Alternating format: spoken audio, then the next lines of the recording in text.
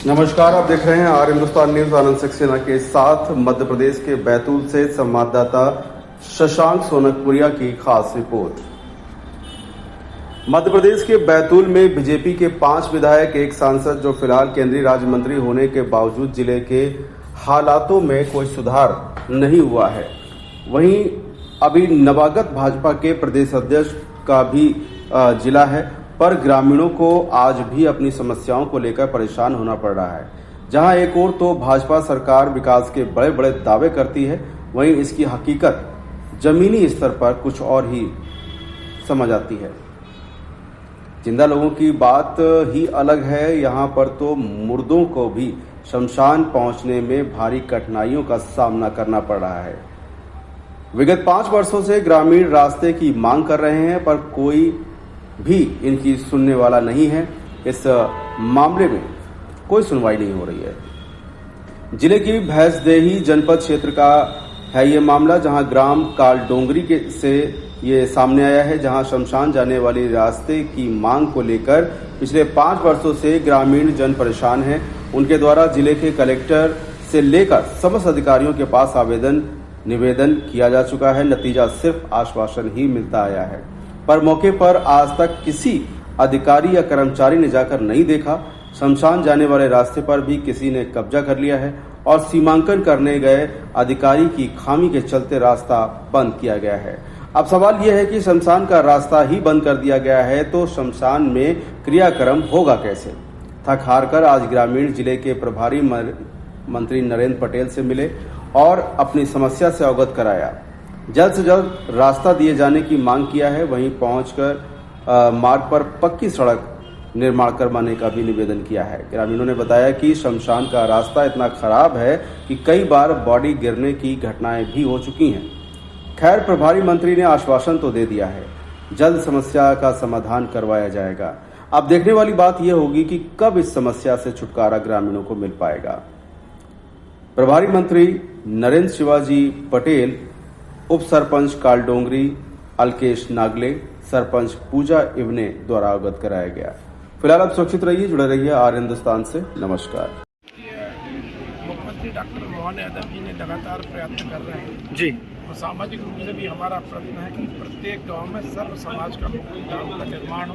उसके लिए मनरेगा के तहत भी हम पैसा दे रहे हैं, अन्य योजनाओं से भी पैसा दे रहे हैं। मीडिया प्रभारी अभी एक पर्टिकुलर शिकायत प्राप्त हुई है, उसको हम दिखवा लेते हैं, उसका समाधान निश्चित। सर, इनकी छोटी सी समस्या नहीं, पिछले 5 सालों से परेशान हो रहा है ये शमशान में जाने के लिए, रास्ते के लिए।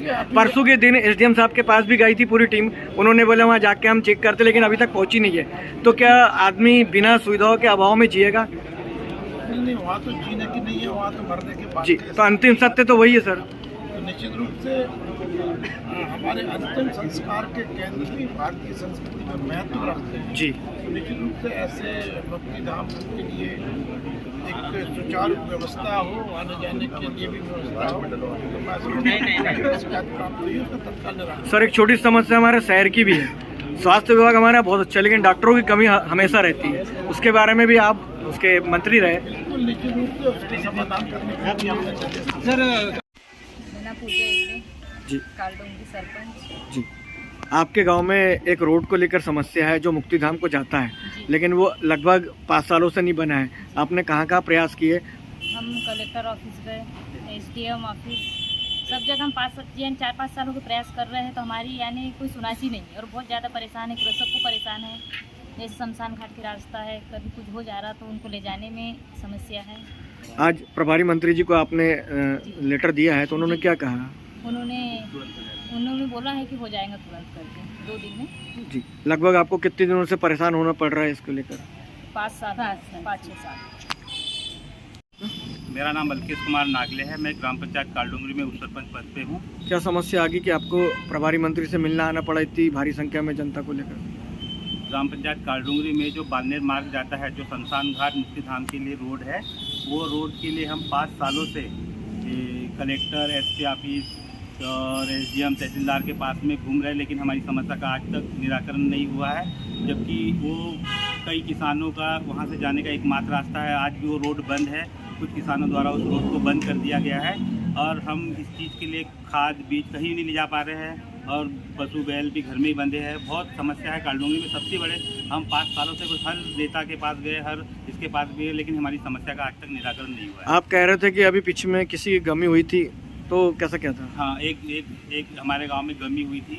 उसकी लाश को जब मुक्तिधाम ले जा रहे थे तो बड़े बड़े पत्थर और ये थे, तो उस जगह में 1-2 बार लाश गिरने की कगार पे आ गई थी। लेकिन फिर भी हमको सभी ने बोला कि भाई इस रोड को बनाओ, लेकिन 2 किसान आपस में लड़ रहे हैं और प्रशासन द्वारा दोनों का सीमांकन कर रहा है। लेकिन एक बार सीमांकन में प्रशासन उसके खेत में निकाल दे रहा है और दूसरी बार सीमांकन वो करता है तो उसके खेत में निकाल दे रहा है। प्रशासन की इसमें घोर लापरवाही भी हो रही है, जिसकी वजह से वो जो रोड है वो अभी तक नहीं बन पा रही है। आपको प्रभारी मंत्री ने क्या आश्वासन दिया? प्रभारी मंत्री को हमने हमारी पूरी समस्या से अवगत कराया। उन्होंने कहा है कि अगली बार ये मेरे पास में संज्ञान में अभी आया, मैं अभी इसके लिए तुरंत इसका निराकरण